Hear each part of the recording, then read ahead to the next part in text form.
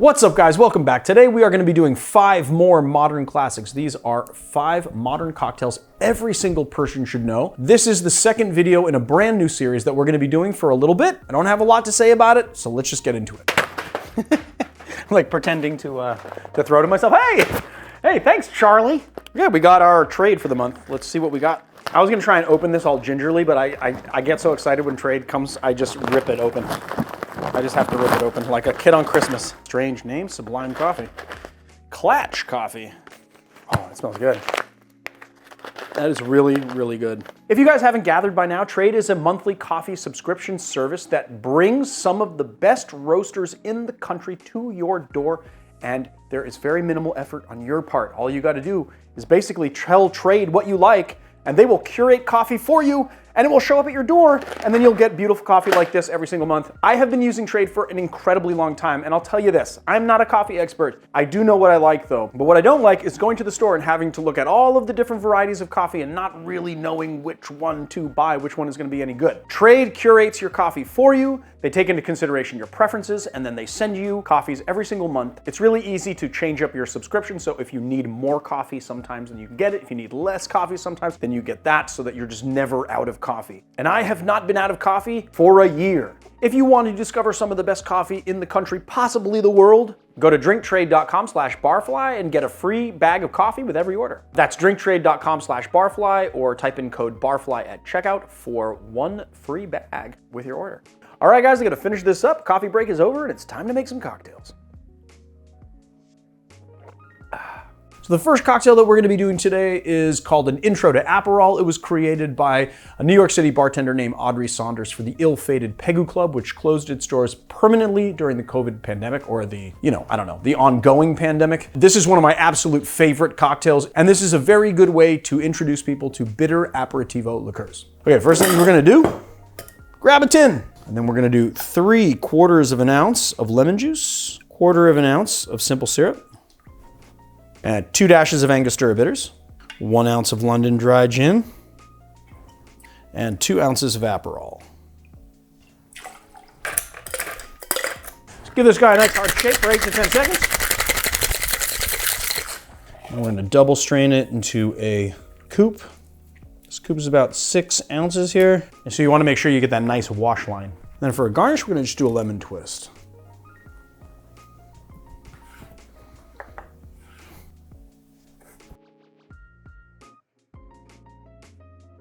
Voila, the Intro to Aperol. Let's give it a taste.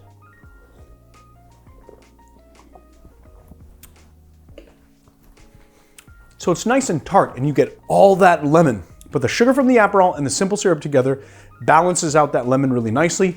You still get this nice intense lemon flavor. Part of that is because we used a squeezer, which traps the oils, and so we have all those nice lemon oils from the peel, but then also we did a little spritz on top to really bring up those lemon flavors. You get the gin and those botanicals right on the back of your palate, and then of course you get the Aperol flavor, which is going to be kind of orangey, bright, and very bitter, but not as bitter as Campari.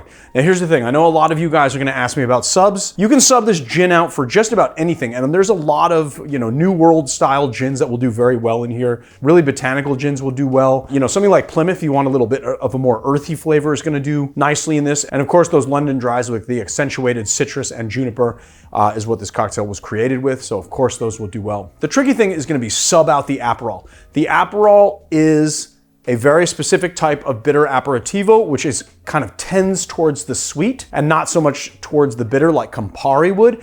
And there are a lot of bitter aperitivos on the market. Some are a little bit more Aperol style, some are a little bit more Campari style. And if you switch that out, you're gonna be changing this cocktail a lot. That's not to say that you shouldn't, and I'm sure that you guys can do a lot of exploration in changing this cocktail with those bitter aperitivos, but just so you know, because the ingredients are proprietary in those particular liqueurs, you're gonna change the flavor profile a lot when you do that. So there it is, guys, the Intro to Aperol. The Basil Gimlet was on the opening menu of a bar called Rye in San Francisco in the early 2000s. And according to Robert Simonson in his wonderful new book, Modern Classic Cocktails, link below, the cocktail was created by bar owner Greg Lindgren when his wife found a similar drink, although with a vodka base, on the menu of a Boston restaurant called Via Mata. She loved it so much, she reported the cocktail back to him, and then he got some ideas, swapped the vodka for gin, and the rest is history. So first things first, we're gonna grab our tin, half an ounce of simple syrup, straight into the tin there. We're gonna add 5 of our 6 basil leaves here. We're gonna give this a light muddle, just to kind of release the aromatics here. Then we're gonna do 1 ounce of lime juice and 2 ounces of gin. We're using Junipero gin. This is a San Francisco cocktail, and the original was made with this gin. Grab a coupe, give it a nice hard 8 to 10 second shake. And then we're going to double strain this into our glass like so. Just garnish with a basil leaf like that. But I think I'm going to taste it first and then garnish it for the thumb. All right, cheers.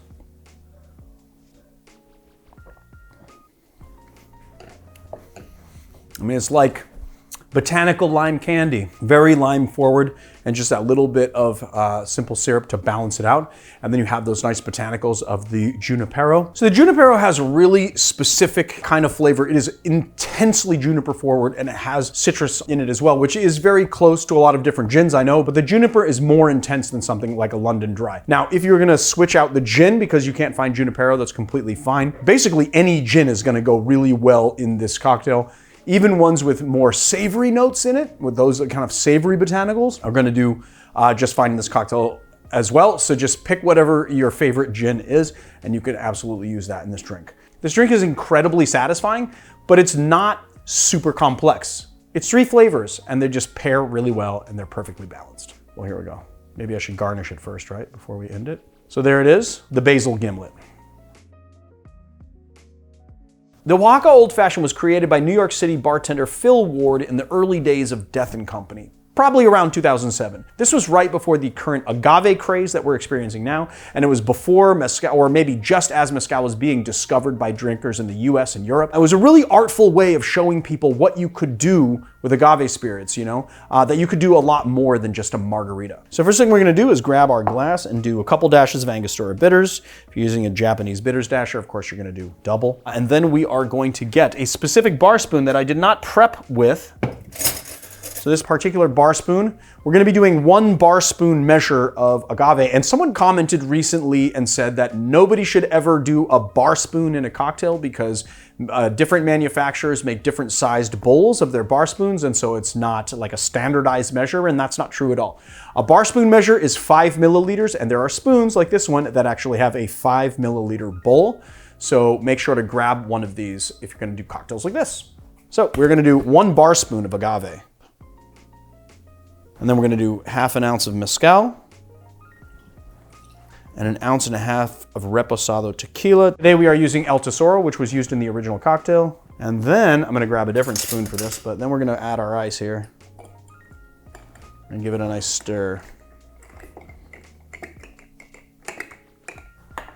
And then it calls for a flamed orange peel. So what I like to do when I do flamed orange peels is if you peel with a peeler, it's very difficult to get enough pith on the back of that peeler to be able to get a nice flame.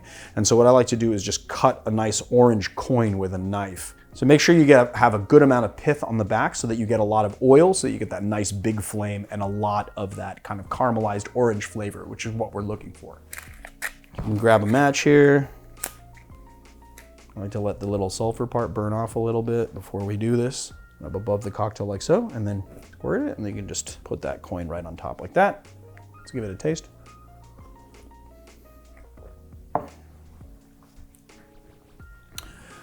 I mean, the cocktail is just so nicely agave forward. You get a little bit of that smoke and that kind of citrusy minerality from the Mezcal, and then you get those barrel notes along with some minerality from the El Tesoro as well. What's really nice about this cocktail is it's taking a bourbon drink which has barrel-aged spirits and then, you know, supplanting it with another barrel-aged spirit that's a little bit more lightly barrel-aged. You still get those oak notes, and you still get that little bit of vanilla, that little bit of caramel, and then that roasted agave flavor. It's just so good. You get a little bit of spice from the Angostura bitters, and then the flamed orange peel gives you those caramelized orange flavors. It is not at all surprising to me that this became a modern classic. It is chef's kiss. But I will say this, there's a couple of notes on the ingredients I want to talk about. So originally the cocktail called for El Tesoro, That's why we use that today. But you can really sub it out for any good Reposado Tequila. It'll change the flavor of the cocktail a little bit, but it's going to work. And then also the Mezcal that was originally used was called San Luis del Rio from Del Maguey. I used the Vita instead.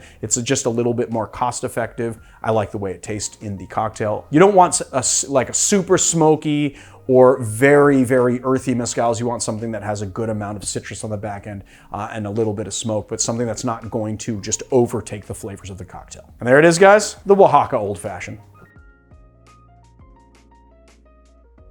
Lucky you guys, you're getting 2 tequila cocktails in a row. The next one is the Tommy's Margarita, created by Julio Bermejo at a restaurant called Tommy's in San Francisco. According to Robert Simonson, it came together over the course of a decade, so there's no exact creation date available. The Tommy's Margarita was the restaurant's flagship margarita, put on the menu by Bermejo, and what made it so special is he took out the orange liqueur from the classic margarita and replaced the simple syrup that you'd get in modern recipes with agave. And boom, a legend was born. So first thing we're gonna do is cut a lime here. This is a rather large lime.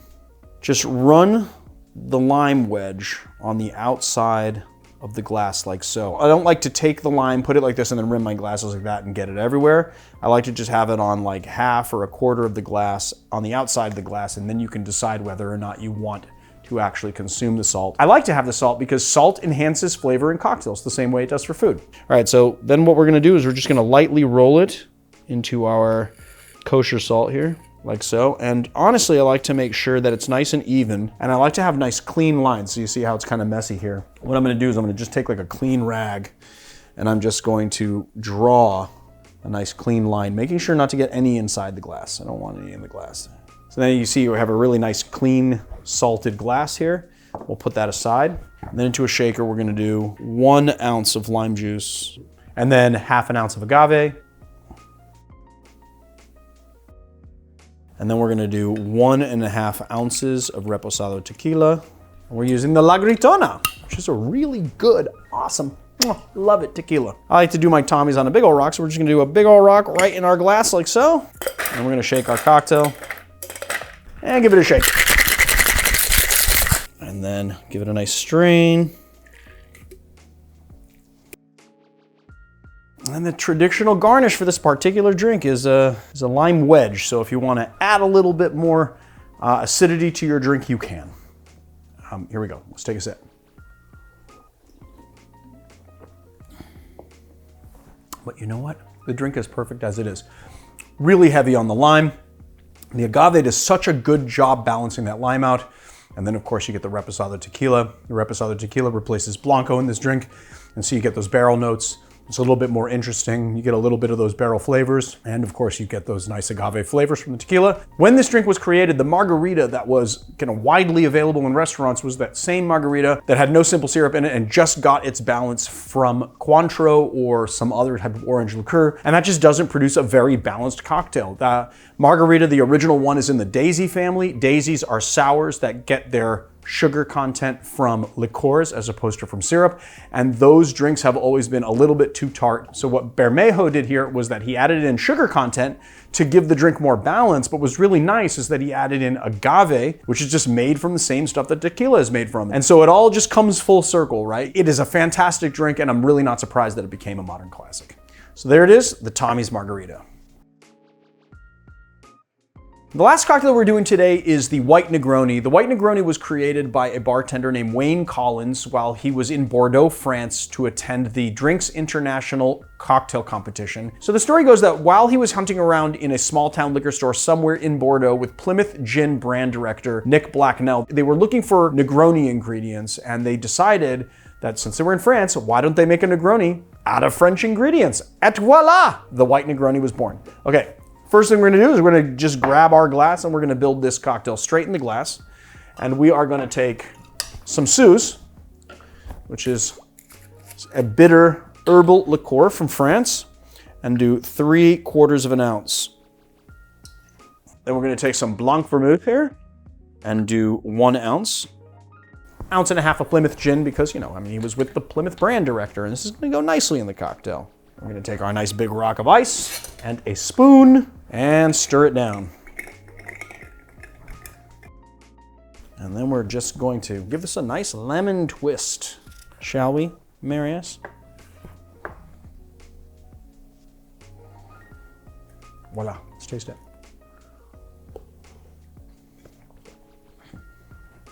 Which is just so nicely balanced.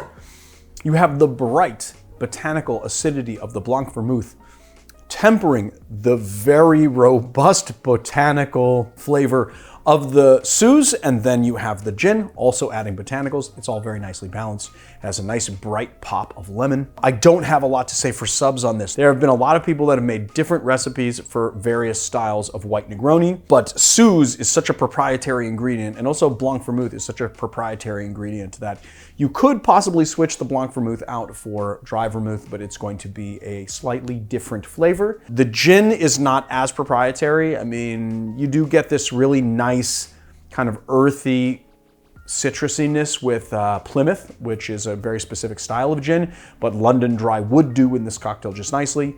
The thing that's gonna be really hard to sub out is that Suze, and I'm really gonna have to get back to you on that. So there it is, guys, the white Negroni. All right, guys, that's it for 5 modern classic cocktails that you need to know. And I also just want to give a shout out to the new book by Robert Simonson, Modern Classic Cocktails. Link is below in the description. You guys can go check it out. You'll see a lot of these cocktails and more, and then also some really great history behind them. It is a fantastic book. Go and get it. And, you know, like, subscribe, and do all that stuff, and I'll see you guys in another time. Today's pro tip just comes from kind of a theme that we had going on in this video, and that is talking about subbing things out. A lot of you are asking me how to sub this and how to sub that. How would I do it? But I guarantee you that you have a more sensitive palate than you give yourself credit for, and I just say, just go with it. You know, for instance, usually I use Dolan Blanc Vermouth in my white Negronis. We could not find Dolan. We got another one. It worked fantastically well. You should just trust yourself. Know that you understand flavors a little bit better than you think you do, especially if you've been working with cocktails for a while now, and I will see you guys on another time.